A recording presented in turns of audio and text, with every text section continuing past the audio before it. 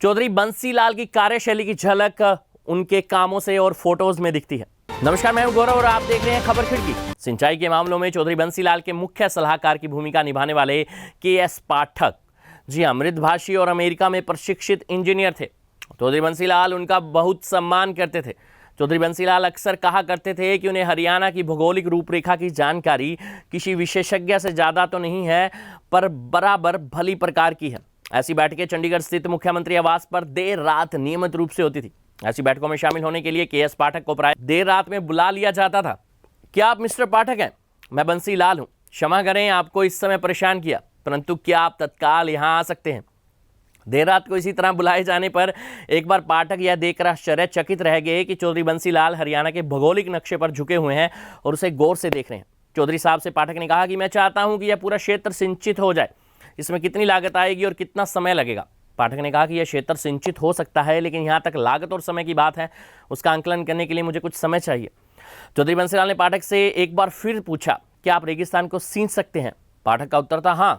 जब बैठक समाप्त होने को हुई तो चौधरी बंसीलाल ने पाठक से कहा 2 सप्ताह बाद वांछित लागत व समय का पूर्ण विवरण लेकर इसी समय पुणे आना। उस समय कोई सोच भी नहीं सकता था कि उस वक्त किसी चारद्वारी में इतिहास बन रहा है। के.एस. पाठक ने भी मुख्यमंत्री की बात को गिराया नहीं। इस क्रम में जो भी परियोजनाएं बनी वह निर्धारित लागत व निर्धारण व समय में पूरी की गई। बात उस समय की है जब चौधरी बंसीलाल अपने पिताजी के काम में उनकी सहायता करते हुए अपनी पढ़ाई लिखाई भी कर रहे थे। वास्तव में तब उनके मन में राजनीति की दिशा में प्रवृत्त होने का विचार बहुत स्पष्ट था। वे विशेष तौर पर सरदार पटेल के बहुत बड़े प्रशंसक थे, उनकी प्रशंसा करने लगते थे।